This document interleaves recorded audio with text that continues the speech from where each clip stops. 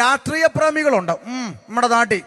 ഒരിക്കൽ കവലെ പ്രസംഗിച്ചപ്പോൾ വന്നിട്ട് പറഞ്ഞു, ഇവിടെ ഉപദേശി, മനുഷ്യൻ മദ്യവും ലഹരിക്കും ഒക്കെ പിള്ളേർ അടിമപ്പെടുന്നെങ്കിൽ അതിനെ നന്നാക്കാൻ ഇവിടെ പോലീസും ഗവൺമെന്റും ഒക്കെ ഉണ്ടല്ല, നിങ്ങളിങ്ങനെ കിടന്ന് തൊണ്ട കീറി കൂവിയുണ്ട് എന്നാ എന്ന് ഒരുത്തൻ ചോദിക്കുക. എൻ്റെ പൊന്ന് ചങ്ങാതി, മദ്യവും പിന്നെ ലഹരി എന്നൊക്കെ വിടുവിക്കാൻ ഗവൺമെന്റ്. ഞാൻ ചോദിക്കട്ടെ, ഈ കാട്ടാക്കടയിൽ നട്ടലുള്ള ഒരുത്തനുണ്ടെങ്കിൽ ഇങ്ങോട്ട് കയറി വന്ന് ഈ മൈക്കേക്കൂടെ ഒരു ഉത്തരം പറയാം, ചോദ്യം ചോദിക്കാം, ഉത്തരം പറ. ഈ കൊച്ചു കേരളത്തെ കുടിക്കാൻ കൊടുക്കുന്ന ആരാ? പറ. അതാത് ഗവൺമെന്റ്. കുടിച്ചവനെ വഴി പിടിച്ച് നിർത്തി പിഴ അടപ്പിക്കുന്ന ആരാ? അതും സർക്കാർ. നാടകമേ ഉലകം. കുടിക്കാൻ കൊടുക്കുന്നതും സർക്കാർ, കുടിച്ചവനെ കൊണ്ട് പിഴ അടപ്പിക്കുന്നത് സർക്കാർ. നാടകമേ ഉലകം. മനസ്സിലായോ? എന്നിട്ട് പറയുന്നത് ഗവൺമെന്റ് രക്ഷിക്കുന്നു. ചുമ്മാ ചിരിപ്പിക്കരുത്. ഒരു സാധാരണ കൂലിപ്പണിക്കാരൻ്റെ ഒരു ദിവസത്തെ ജീവിതം എന്താണെന്ന് കാട്ടാക്കടക്കാർ ഇന്ന് വരെ ചിന്തിച്ചിട്ടുണ്ടോ? ഇല്ലെങ്കിൽ ഇത് കേട്ടോ, 2 മിനിറ്റ് തിരക്കുണ്ടെങ്കിലും കേട്ടോ. ഒരു കൂലിപ്പണിക്കാരൻ രാവിലെ ജോലിക്ക് പോകുന്നു, മേശരിപ്പണി കൊത്തപ്പണി പോകുന്നു, വൈകുന്നേരം വരെ അധ്വാനിക്കുന്നു, വൈകിട്ട് 1200 രൂപ ശമ്പളം മേടിച്ച് പോക്കറ്റിൽ തിരികുന്നു, കയ്യും കാലും മുഖവും കഴുകുന്നു, ഒറ്റ ഓട്ടം എവിടെ? ബിവറേജിലേക്ക്. തലേ തോർത്ത് വിട്ടുകൊണ്ട് മമ്മി നിൽക്കുകയാണ് കുപ്പിയെടുക്കാൻ. തൊട്ട് പുറകെ ഹെൽമെറ്റ് വെച്ചോണ്ട് മോൻ നിപ്പുണ്ട്, അത് പുള്ളി അറിയുന്നില്ല. അപ്പൻ തോർത്തിട്ടുകൊണ്ട് മോ ഹെൽമെറ്റ് വെച്ചോണ്ട്, രണ്ടുപേരും ഒറ്റ ക്യൂവില. പുതിയ കാഴ്ചയാ. 1200-ൽ 700 രൂപ കൊടുത്ത് കുപ്പി എടുത്ത അപ്പൻ ബിവറേജിന്റെ മൂലെ മാറി ഇരുന്ന് കുപ്പി അടിച്ചു തീർക്കുന്നു. അപ്പൻ ഫിറ്റാകുന്നു, കുപ്പി കാലിയാകുന്നു, മിച്ചം 500 ആകുന്നു. കണക്ക് ശരിയല്ലേ? മിച്ചം 500. കാലിക്കുപ്പിയും കൊണ്ട് അപ്പൻ ആടി ആക്രിക്കട വരുന്നു, കാലിക്കുപ്പി അവിടെ കൊടുക്കുന്നു, കുപ്പിക്ക് കിട്ടി 3 രൂപ. അരിക്ക് 1 രൂപയല്ലേ ഉള്ളൂ. വികസനമാണല്ലോ, വികസനം. അതുകൊണ്ട് 3 കിലോ അരി വീട്ടിലെത്തും. പെണ്ണുമ്പിള്ളയ്ക്ക് പരാതിയില്ല. അപ്പൊ 3 കിലോ അരിയും കൊണ്ട് ഇവൻ ആടി കൈനറ്റിക് കൊണ്ട് എടുത്ത് വീട്ടിൽ പോകുമ്പോൾ ദാ വരുന്നു അടുത്ത ഇരുട്ടടി. ഏത്? ആ വളവ് തിരിഞ്ഞപ്പോൾ ഒളിച്ചിരുന്ന് നിര പിടിക്കുന്ന ജീവി പിടിച്ചു, ഊതടാന്ന് പറഞ്ഞു ഊതി. ബാക്കി 500 ഉള്ളത് അവനും. ഇതല്ലേ ഇവിടെ നടക്കുന്നേ? ആണോ? വിൽക്കുന്നിടത്ത് പോലീസ് കാവല്, വിറ്റ് കഴിഞ്ഞാൽ അടുത്ത വളവില്. കാരണം ഏമൻ അതിലെയാണല്ലോ വരുന്നത്.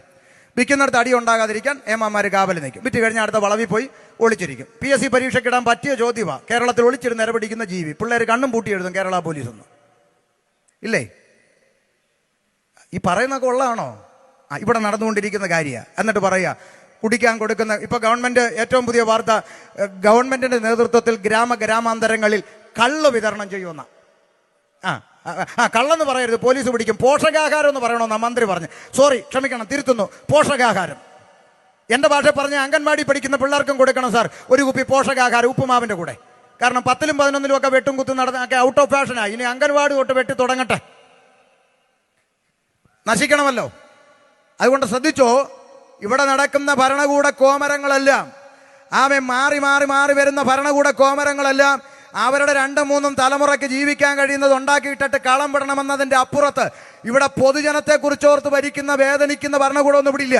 അപ്പൊ ചിലർ പറയുന്നത് കമ്മ്യൂണിസ്റ്റുകാരെ അങ്ങനൊന്നുമല്ല. കമ്മ്യൂണിസ്റ്റ് ഭരിച്ചാലും നാളെ കോൺഗ്രസ് ഭരിച്ചാലും ഇനി എങ്ങാനും താമര വിരിഞ്ഞാലും ഇതിനെയൊക്കെ തൂത്ത് കളയാൻ ചൂല് വന്നാലും നമ്മുടെയൊക്കെ ഗതി ഇത് തന്നെയാണ്. ഇതിൻ്റെ അപ്പുറത്ത് ഒരു പിണ്ണാക്കും ഇവിടെ സംഭവിക്കത്തില്ലെന്ന് മലയാളിക്ക് ബോധം വരുന്നു. അന്ന് അവൻ കുറച്ചെങ്കിലും ഒക്കെ നന്നാകും. ഇതൊന്നും തലയ്ക്കകത്ത് കയറാത്ത കുറെ മണ്ടന്മാര്, രാഷ്ട്രീയ പാർട്ടികൾക്ക് വേണ്ടി ചാകാനും കൊല്ലാനും മടിയില്ലാതെ പേ പിടിച്ച് നടക്കുന്ന പിള്ളേര്. എടാ കൂട്ടുകാരാ, കൂടപ്പുറപ്പെ, ചെറുപ്പക്കാരാ, നീ ഏത് പാർട്ടിക്ക് വേണ്ടി അടിച്ചാലും ഇടിച്ചാലും ചത്താലും ഇരു പാർട്ടിയുടെ നേതാക്കന്മാർ അടുത്ത സ്റ്റേജിൽ കാണുമ്പോൾ തമ്മിൽ കെട്ടിപ്പിടിച്ച് ക്യാമറയുടെ നേരെ നോക്കി വലിച്ച ചിരിയും ചിരിച്ച് അവർ വീട്ടിൽ പോകുന്നല്ലേ കണ്ടിട്ടുള്ളൂ അല്ലേ? ഇന്ന് വരെ കേരളത്തിൽ ഒറ്റ രാഷ്ട്രീയ നേതാക്കന്മാരുടെ മക്കള് രക്തസാക്ഷികളായി തെരുവിൽ കിടന്ന് ചത്തിട്ടുണ്ടോ? ഉണ്ടോ? രാഷ്ട്രീയ നേതാക്കന്മാരുടെ മക്കൾ അമേരിക്ക, UK, ഓസ്ട്രേലിയ, കാനഡ പോയി പഠിച്ചു, നല്ല ജോലി മേടിച്ചു, നല്ല വീട് മേടിച്ചു, നല്ല കാറ് മേടിച്ച് അവർ നല്ല ശമ്പളം മേടിച്ചു, നന്നായി ജീവിക്കുന്നു. ഇടയ്ക്കിടയ്ക്ക് നേതാക്കന്മാർ മക്കളെ കാണാൻ ഫ്ലൈറ്റ് കയറുന്നു. മക്കളുമായി ഒന്നിച്ചിരുന്ന് ചിക്കനും മട്ടനും കടിച്ചു പറിക്കുന്ന വീഡിയോ പിടിച്ച് ഫേസ്ബുക്കിലും യൂട്യൂബിലും വിടുമ്പോൾ ദാ ഇങ്ങകലെ കാട്ടാക്കട പെറ്റതള്ളയ്ക്ക് കഞ്ഞി കൊടുക്കാത്തവൻ വീഡിയോ കണ്ട് ലൈക്കും കമന്റ് പഠിച്ച് റോഡിൽ കിടന്ന് ചാകുന്നു. ഇതല്ലേ നമ്മൾ കണ്ടുകൊണ്ടിരിക്കുന്ന രാഷ്ട്രീയം? എടാ, എന്നാടാ നിനക്കൊക്കെ നേരം വിളിക്കുന്നത്? ആരാ നിനക്ക് വേണ്ടി കരയുന്നത്? 10 മാസം വയറ്റി ചുമന്ന പെറ്റതള്ളയുടെ കണ്ണും തോളി കൈയിട്ടുകൊണ്ട് സ്കൂളിൽ പോയ കൂടപ്പറപ്പിന്റെ കണ്ണും കാലാകാലം നിന്നെ ഓർത്ത് കരഞ്ഞുകൊണ്ടിരിക്കുമെന്നതിനപ്പുറത്ത് ഒരു ചുക്കും ഇവിടെ സംഭവിച്ചിട്ടില്ല. ഉണ്ടോ? നിങ്ങൾ പറ.